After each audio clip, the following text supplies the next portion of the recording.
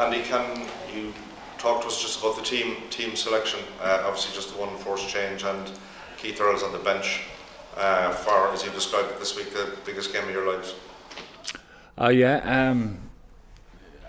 Selection's been difficult enough because people are always challenging within the group, so that's always good, but at the same time challenging in the right manner. And the meeting this morning was all about us making sure that we're on the same page and pushing in the right direction together, because the force of everyone that's on tour, and there's a good few of us, there's near 70 of us on tour. Everyone pushing in the right direction over the next couple of days is going to be a hell of a force for us, and that's the session obviously after the selection, and everyone's right on point, which is great news. How would you describe where everybody is right now, given the fact that such a big crowd? There's a lot of positivity given the last two results. Well, look, everyone realises the size of the task in hand, but there's a lot of excitement in being able to deal with that. I think the best part of where we're at is that we know we can do better. I think what we've done pretty well over the last period of time is have a clear understanding of what our game is all about and what we need to do to get better, and it becomes more clear and obvious the more that we push on together. So, albeit we had a decent result in the last test, hopefully our best is saved to last. And given the All Black selection and given last weekend, how much improvement is there required from an Ireland point of view to get over the line?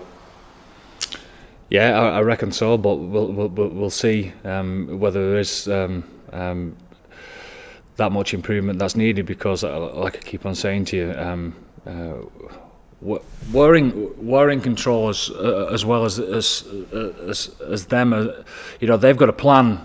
But it's up to us to make sure that we, like I keep saying, bring a bit of chaos to that plan, and we've got to make sure that we put a bit of doubt in the All Blacks' minds as the game goes, like every other game, because of our intentions and our accuracy in what we do. So that's what we need to get over the line first and foremost. But in answering to your question, that it really doesn't get any better for us. We know we've all talked about playing against the All Blacks when the backs are against the wall, or they've come off a loss, and we know what the history says about all that. But that's exactly where we want to be. We know that they'll be hurting.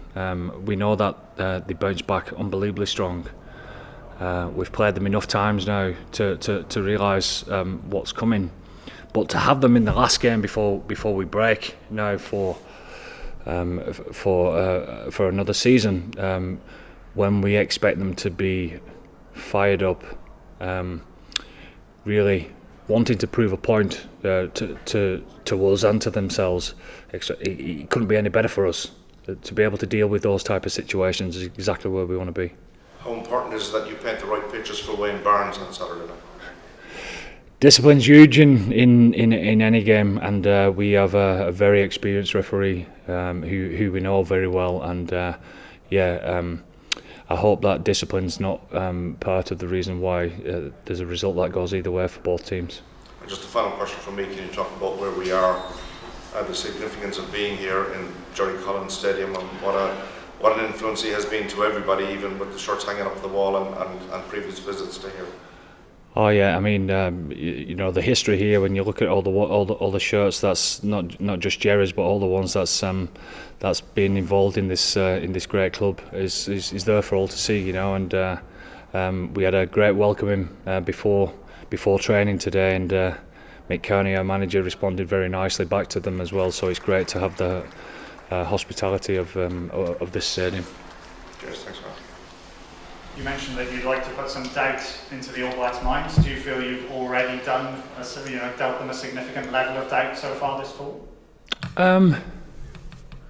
I think they started to understand our game a little bit more, and it's like any game, There's if one team's imposing their game on the opposition, then there's always a little bit of doubt that creeps in from both sides, you know. So that's the nature of the game, you know. And like you were saying to you, I think the All Blacks over the years have been the world's best at being calm under pressure, and just staying on point and not letting things get to them too much. But it's our job to make sure that we push them to the limits of that.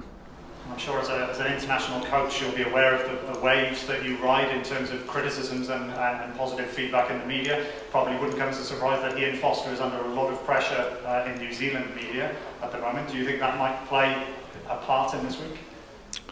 I think Ian Foster's a fantastic coach and a great bloke at that. It's not my job to comment on stuff like that. Just on the issue of cards, Andy, do you think that New Zealand Rugby, or perhaps the All Blacks, haven't quite grasped what's required to play within World Rugby structures or head high?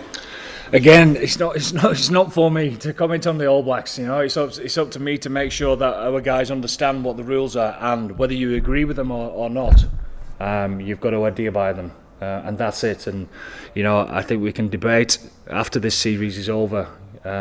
You know, and as the Southern Hemisphere rolls over into the Rugby Championship, we can debate that after this. But the rules for us now are clear, and we make sure, and we always have done. To be fair, we're not a side that really plays on the edge. We're a side that respects being disciplined, so that we can't give the opposition an edge as far as that's concerned. It works both ways for some people. Some love playing on the edge and putting the referees under pressure.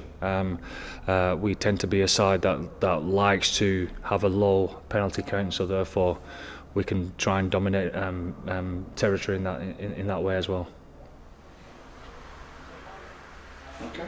Can I ask a broader rugby-specific question? I don't know what the narrative is for the home nation, so I can't speak for that. But here in New Zealand, there's a bit of an identity crisis around rugby at grassroots level, popularity waning off.